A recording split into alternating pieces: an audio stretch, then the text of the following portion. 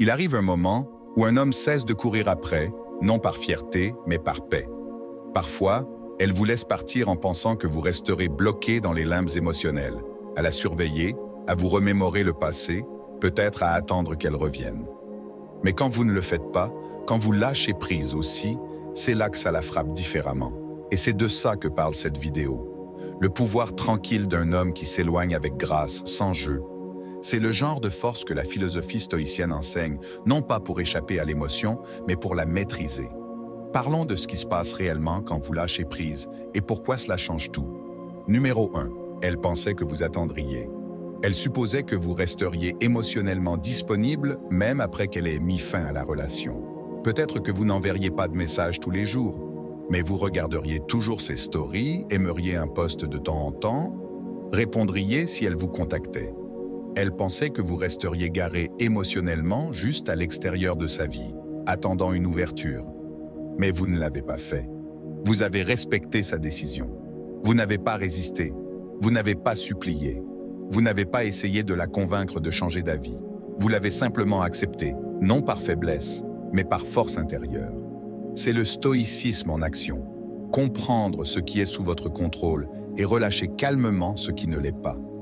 Elle a mis fin à la relation. Vous l'avez laissé se terminer. La plupart des hommes essaient de s'accrocher, même subtilement, juste pour garder un fil de connexion vivant. Ils répondent aux messages tard dans la nuit. Ils regardent chaque story, espérant qu'elle le remarquera. Ils restent émotionnellement disponibles, même quand elle n'est plus émotionnellement engagée. Mais pas vous. Vous n'avez pas laissé la porte entr'ouverte. Vous l'avez fermée doucement, tranquillement, complètement. C'est ce qui l'a surprise, parce qu'elle ne s'attendait pas à ce que vous lâchiez prise. Elle s'attendait à de la distance, mais pas à une disparition, au silence, mais pas à l'immobilité, au détachement, mais pas à la discipline. Elle a sous-estimé votre capacité à passer à autre chose, sans amertume. Et ce détachement calme, c'est rare, c'est puissant. Laissez-moi vous donner un exemple. Un gars nommé Léo s'est fait larguer par quelqu'un à qui il tenait vraiment. Elle lui a dit « J'ai besoin d'espace ». Alors il lui a donné de l'espace, mais plus qu'elle ne s'y attendait. Il ne lui a pas renvoyé de message, n'a pas regardé ses stories, n'a pas essayé de la rencontrer à mi-chemin. Des semaines plus tard, elle lui a envoyé un message. « Je pensais qu'on pourrait encore être amis ». Léo n'a même pas réagi émotionnellement.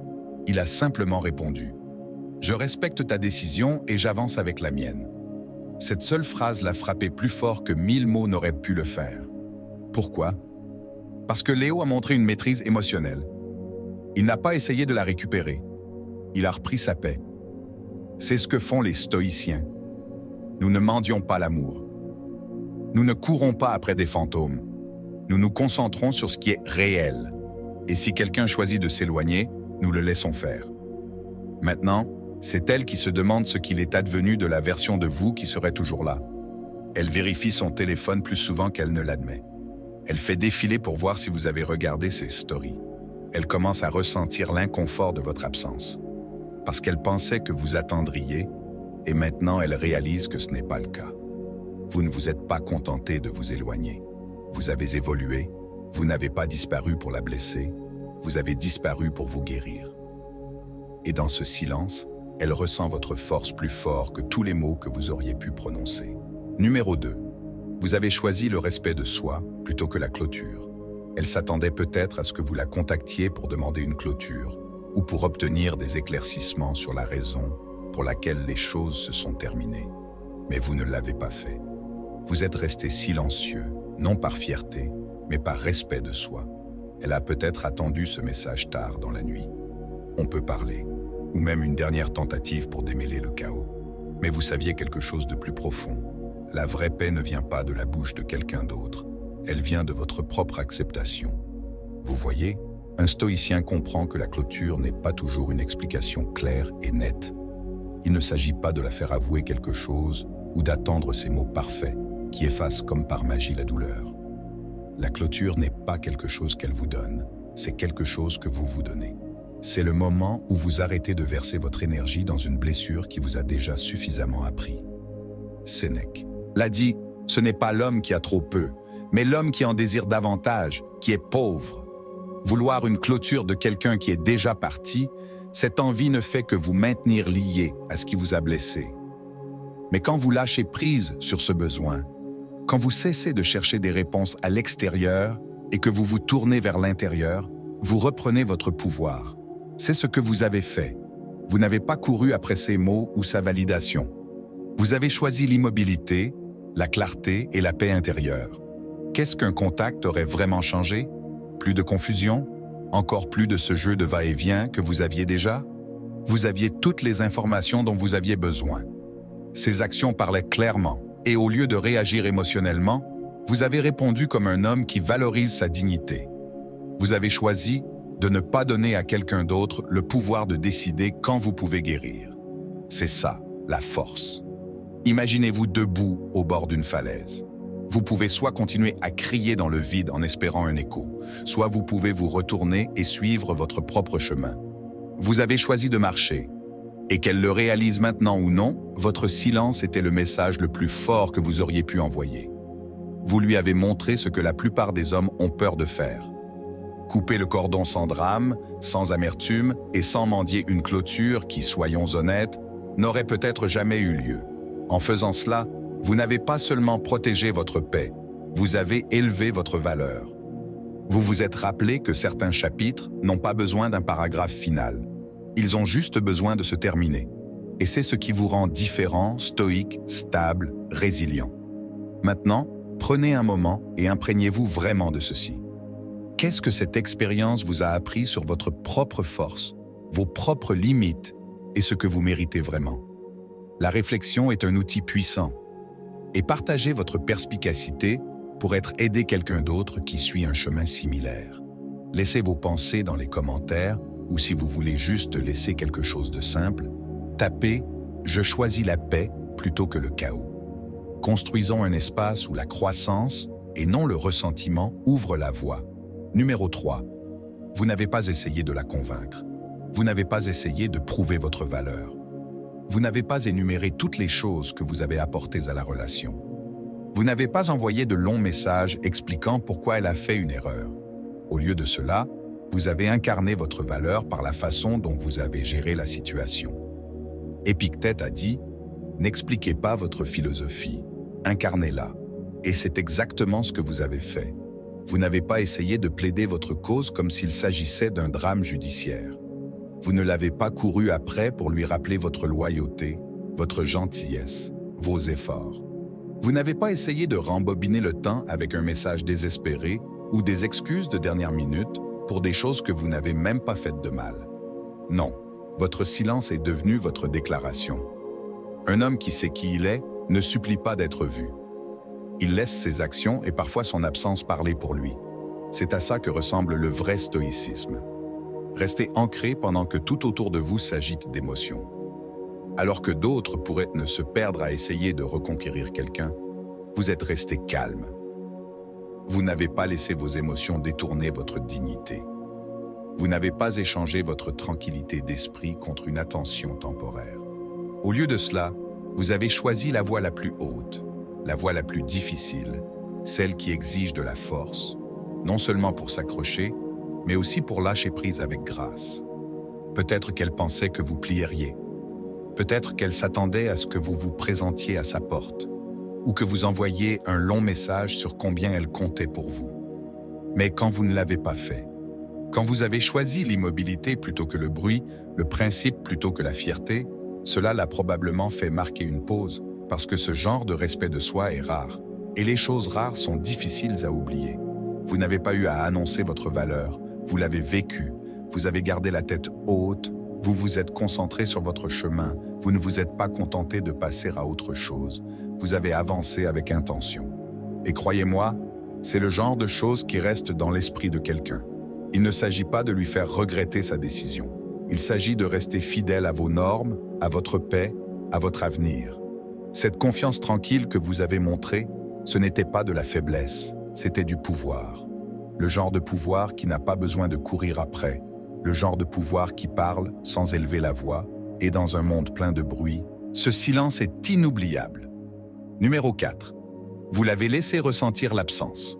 La plupart des gens gardent un pied dans la porte après une rupture, un like ici, un commentaire là, Peut-être un message « J'espère que tu vas bien » quelques semaines plus tard. Mais vous n'avez rien fait de tout cela. Vous avez laissé l'espace être l'espace. Et pour la première fois, elle a ressenti tout le poids de ce qu'est la vie sans vous. Ce n'est pas du silence par amertume. Ce n'est pas un retrait émotionnel pour manipuler. C'est de la force. C'est de la retenue. C'est le stoïcisme en action. Vous n'avez pas essayé de maintenir son confort tout en sacrifiant votre propre paix. Vous n'avez pas essayé de laisser de petits miettes de pain dans son monde en espérant qu'elle les suivrait en retour. Vous avez choisi de disparaître avec une dignité tranquille. Imaginez-la faire défiler tard dans la nuit, à moitié en s'attendant à ce que votre nom apparaisse. Un like, un message direct, n'importe quoi. Mais rien ne vient. Et dans ce silence, quelque chose se passe. Elle commence à se demander si vous êtes vraiment passé à autre chose. Elle commence à se demander si elle a jamais eu autant de pouvoir sur votre cœur qu'elle ne le pensait. Ce doute, cette incertitude, cela résonne plus fort que tous les mots ne pourraient jamais le faire. Marc Aurèle a dit un jour « La meilleure vengeance est de ne pas ressembler à celui qui a commis l'injustice ». Dans ce cas, la meilleure réponse n'est pas de réagir, c'est de rester centré, discipliné et immuable. Vous ne jouez pas à un jeu, vous ne vous accrochez juste plus, et cette absence, retrait complet de son orbite émotionnelle, c'est confrontant, c'est déroutant, et au fond, c'est magnétique.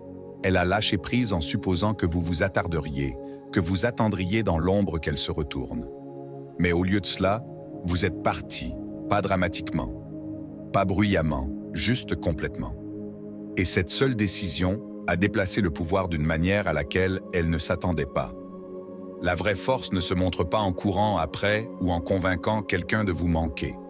Elle se montre dans votre capacité à vous éloigner sans ressentiment et à le penser vraiment. Respirez un bon coup et réfléchissez à ce que cela signifie vraiment. Pas seulement pour elle, mais pour vous. Choisir la paix plutôt que de prouver un point. Choisir la dignité plutôt que le désespoir. Ce n'est pas seulement guérir, c'est une transformation. Si cette perspective vous a fait marquer une pause ou vous a aidé à voir votre situation différemment, laissez un commentaire et partagez vos pensées. Ou laissez simplement ceci dans les commentaires. Je ne regarde pas en arrière. Voyons combien d'entre nous empruntent ensemble ce chemin plus élevé. Numéro 5. Vous avez cessé de romancer le passé.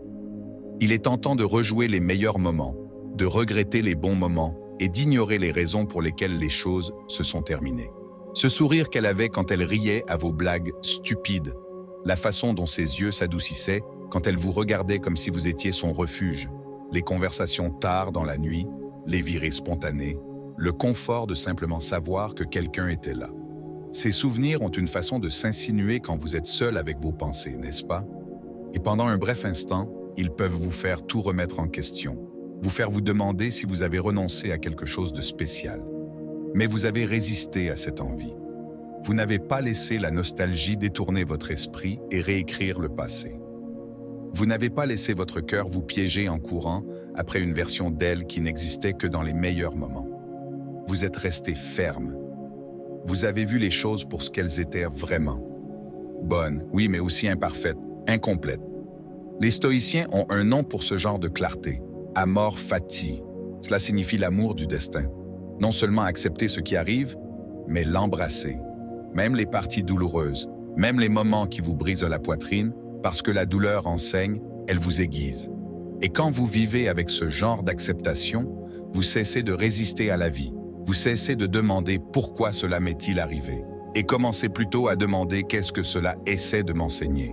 Vous n'avez pas édulcoré la fin. Vous n'avez pas essayé de la repeindre avec des couleurs qui n'étaient pas vraies. Vous l'avez respectée. Vous vous êtes suffisamment respecté pour ne pas vous attarder dans les illusions. Cette honnêteté émotionnelle, cette volonté de tout ressentir sans se laisser consommer par cela, c'est ce qui vous a donné la force d'aller de l'avant, sans vous laisser piéger dans une boucle de « et si » et de ce qui était. Il est facile de romancer le passé quand on se trouve dans la douleur du présent, mais vous avez choisi quelque chose de différent. Vous avez choisi la réalité plutôt que le fantasme, la vérité plutôt que le confort. Et ce genre de choix, c'est le début d'une vraie guérison. Parce que la vérité, c'est que la croissance n'est pas toujours agréable, la clôture n'est pas toujours jolie. Mais quand vous choisissez d'aimer votre destin, même quand cela n'a pas de sens, même quand ça fait mal, vous entrez dans quelque chose de puissant.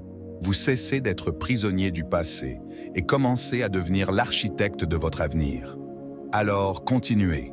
Gardez votre cœur ouvert, mais vos yeux clairs. La force que vous avez montrée en lâchant prise, c'est ce qui vous rend inébranlable. Numéro 6. Vous avez transformé la douleur en pouvoir. Le rejet fait mal. Aucun homme n'est immunisé contre cela. Mais au lieu d'anesthésier la douleur ou de vous y noyer, vous l'avez utilisée. Vous l'avez transformée en carburant. Vous vous êtes entraîné plus dur. Vous vous êtes concentré davantage. Vous avez discrètement passé au niveau supérieur. Et c'est ce qui sépare les hommes qui grandissent des hommes qui s'effondrent. La plupart des gens traitent le rejet comme un mur, quelque chose contre lequel ils se fracassent. Mais vous l'avez traité comme un miroir, un moment de réflexion. Vous n'avez pas fui la piqûre. Vous ne vous êtes pas distrait avec des rencontres sans lendemain ou noyé vos pensées dans l'alcool ou le bruit. Vous vous êtes assis avec la douleur. Vous l'avez laissé parler. Et dans ce silence, vous avez écouté. Pas le monde, pas elle, mais vous-même. Les stoïciens croyaient que chaque difficulté est une opportunité. Sénèque a dit « Les difficultés renforcent l'esprit, comme le travail le fait pour le corps. Ce chagrin d'amour, ce silence froid dans lequel elle vous a laissé, c'était votre terrain d'entraînement. C'était la salle de sport pour votre âme. Vous n'avez pas mendié de clôture. Vous êtes devenu la clôture. Vous n'avez pas demandé de validation. Vous l'avez gagné de l'intérieur. Vous avez commencé à vous présenter différemment. Non pas pour prouver quoi que ce soit à elle, mais parce que vous aviez quelque chose à vous prouver à vous-même. Vous êtes devenu plus intentionnel. Vous avez cessé de perdre du temps avec des gens qui n'étaient jamais vraiment faits pour vous. Votre concentration s'est affûtée. Votre présence s'est approfondie. Et lentement, morceau par morceau, vous avez commencé à reconstruire, mais cette fois en tant qu'homme que vous étiez censé être. Et voici la partie à laquelle elle ne s'attendait pas. Elle pensait que vous seriez émotionnellement brisé. Elle pensait que vous craqueriez. Peut-être pensait-elle qu'elle continuerait à vivre gratuitement dans votre tête. Mais au lieu de cela, vous êtes devenu silencieux. Non par amertume, mais par discipline. Vous n'avez pas disparu pour attirer son attention. Vous avez disparu pour remettre de l'ordre dans votre vie. Maintenant, si elle regarde en arrière, elle voit une version de vous à laquelle elle n'a plus accès. Non pas parce que vous jouez à des jeux, mais parce que vous avez dépassé la version de vous-même qui la courait après. Vous êtes devenu un homme de pouvoir calme, un homme qui valorise la paix plutôt que le chaos, le but plutôt que le drame. Cette transformation, elle n'a pas besoin d'être criée, elle se ressent dans votre énergie, dans votre présence, dans la façon dont vous vous comportez maintenant. Le rejet a fait mal, mais vous ne l'avez pas laissé vous définir, vous l'avez laissé vous affiner. Si vous êtes arrivé jusqu'ici, cela signifie que quelque chose dans ce message a fait mouche. Peut-être avez-vous traversé ce genre de douleur. Peut-être y êtes-vous en ce moment même. Mais ce qui compte le plus, c'est ce que vous en faites. Prenez un moment pour réfléchir à votre propre croissance, à votre propre silence, à votre propre force. Et si vous vous sentez appelé à partager, laissez vos pensées dans les commentaires ou laissez simplement cette phrase « Elle m'a perdu le jour où je me suis retrouvé ». De cette façon, je saurai que vous êtes l'un des rares hommes qui n'ont pas laissé la douleur les briser, mais l'ont utilisée pour devenir inébranlables. Numéro 7. Vous vous êtes concentré sur la citadelle intérieure, plutôt que de chercher la validation à l'extérieur.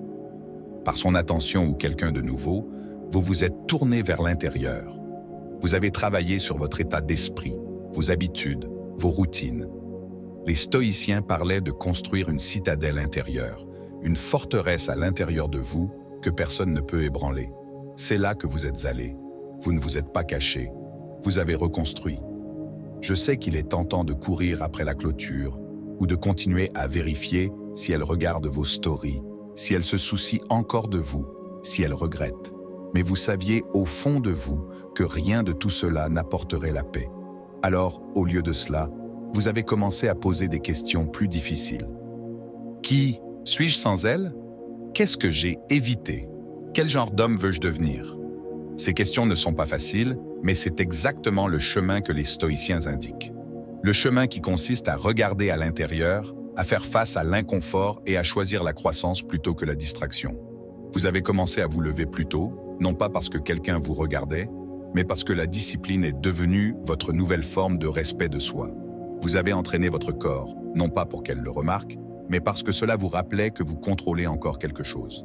Vous avez journalisé vos pensées, suivi vos déclencheurs, commencé à lire davantage, peut-être même repris de vieilles passions que vous aviez oubliées. Lentement, vous avez réalisé « Je ne suis pas brisé, j'étais juste mal aligné ». Et voici le truc. Quand vous cessez d'orbiter autour de la présence de quelqu'un d'autre et que vous devenez plutôt le centre de votre propre monde, vous changez complètement l'énergie. Plus vous trouviez la paix intérieurement, moins elle avait de pouvoir extérieurement. Son silence, il ne piquait plus de la même façon. Sa distance, elle est devenue un espace pour votre croissance. Ce changement de concentration est là où commence la vraie guérison. Marc Aurèle a dit un jour « La tranquillité qui vient quand vous cessez de vous soucier de ce qu'ils disent, ou pensent, ou font, seulement de ce que vous faites. » C'est ce que vous avez vécu. Vous avez cessé de jouer la comédie, cessé de courir après, cessé de vous expliquer. Vous avez juste avancé tranquillement. Et dans ce silence, vous avez découvert votre force. Vous n'aviez pas besoin qu'elle revienne pour vous sentir entier. Vous êtes revenu à vous-même. Et c'était suffisant. Numéro 8. Vous n'avez pas surveillé chacun de ses mouvements. Pas de vérification de ses stories Instagram, pas de défilement tard dans la nuit de ses posts, pas de harcèlement subtil sous de faux profils, pas de déchiffrage des paroles de chansons ou de suranalyse de ses nouveaux selfies. À vous demander s'ils vous sont destinés. Vous l'avez laissé partir complètement, pas à moitié, pas avec un pied dedans et un œil toujours à surveiller. Vous n'avez pas prétendu que c'était une curiosité inoffensive. Vous n'avez pas essayé de vous convaincre que rester au courant de sa vie signifiait en quelque sorte que vous étiez juste cool. Vous saviez mieux. Vous lui avez fait le cadeau d'une distance complète, non par dépit, non par amertume, mais par respect de soi. Et ne vous y trompez pas, ce genre de détachement n'est pas facile. Il faut du courage pour couper le cordon tranquillement, pour s'éloigner sans laisser de fil d'Ariane, pour qu'elle puisse revenir. Comme l'a dit Sénèque, celui qui est courageux est libre. Et vous avez choisi la liberté, pas l'illusion de celle-ci, la vraie chose. Vous ne l'avez pas ghosté, vous ne l'avez pas bloqué avec rage. Vous vous êtes simplement éloigné et avez refusé d'orbiter plus longtemps autour de son monde. La plupart des gens disent qu'ils sont passés à autre chose, mais leur comportement crie le contraire. Ils regardent, ils attendent, ils actualisent. Ils sont coincés dans la salle d'attente émotionnelle, espérant un signal, un post, une citation, un indice. Et pendant qu'ils se convainquent que c'est inoffensif, tout ce qu'ils font, c'est nourrir de vieilles blessures, rester émotionnellement liés à quelqu'un qui ne marche plus à leur côté. Mais vous avez pris la voie stoïcienne. Vous n'êtes pas seulement parti physiquement. Vous l'avez libéré mentalement, émotionnellement et spirituellement. Vous avez compris ce qu'Épictète enseignait. Nous ne souffrons pas des événements de notre vie, mais de notre jugement à leur sujet. Et donc, vous avez cessé de créer du sens à partir de postes insignifiants. Vous avez cessé d'essayer de décoder le silence ou de lire entre les lignes numériques. Vous êtes revenu à vous-même, à votre souffle, à votre vie. Vous avez cessé de demander « que fait-elle » et commencé à demander « que suis-je en train de devenir ?» Il ne s'agit pas d'être froid. Il ne s'agit pas de jouer à des jeux ou d'essayer de la faire se poser des questions. Il s'agit de discipline, de placer votre paix au-dessus de votre fierté. Les stoïciens nous rappellent « Concentrez-vous uniquement sur ce que vous pouvez contrôler. » Vous ne pouvez pas contrôler si elle poste une photo avec quelqu'un d'autre. Vous ne pouvez pas contrôler ses choix, ses stories ou son fil d'actualité. Mais vous pouvez contrôler votre réaction. Vous pouvez contrôler où va votre attention. Et quand vous choisissez de ne pas regarder, vous choisissez la liberté. Vous choisissez la force. Vous choisissez vous-même. Pensez-y. Au moment où vous vérifiez sa page et voyez quelque chose d'inattendu, votre esprit se met à tourner. Vous commencez à comparer, à vous interroger, à douter. Vous laissez son énergie revenir dans votre vie sans qu'elle n'ait dit un seul mot. Mais quand vous ne vérifiez pas, quand vous résistez à cette tentation, vous restez au pouvoir, vous restez stoïque, vous restez inébranlable. Et voici l'ironie. Ce silence, cette invisibilité, il résonne. Alors que d'autres laissent des traces évidentes, votre absence devient impossible à ignorer. Vous n'avez pas disparu pour qu'elle vous manque. Vous avez juste cessé d'avoir besoin de son attention pour valider votre valeur. Et cela change la dynamique. Cela la fait se demander, non pas ce que vous faites, mais qui vous êtes en train de devenir. Cette force tranquille, elle est rare et elle est attirante de la manière la plus inattendue. Alors, restez sur ce chemin, mon frère. Continuez à construire votre vie, non pas en réaction à elle, mais en dévotion à votre propre croissance. Continuez à vous montrer présent pour vous-même, non pas pour prouver un point, mais parce que vous avez finalement réalisé que vous êtes le point essentiel. L'homme qui peut s'éloigner et ne jamais regarder en arrière, cet homme n'est pas froid, il est centré. Et dans un monde plein de gens qui ont soif d'attention, votre indifférence devient votre avantage. Ce genre d'homme, on ne joue pas avec lui. Il n'est pas un peut-être, il est celui qui est devenu réel. Et finalement, elle le saura aussi.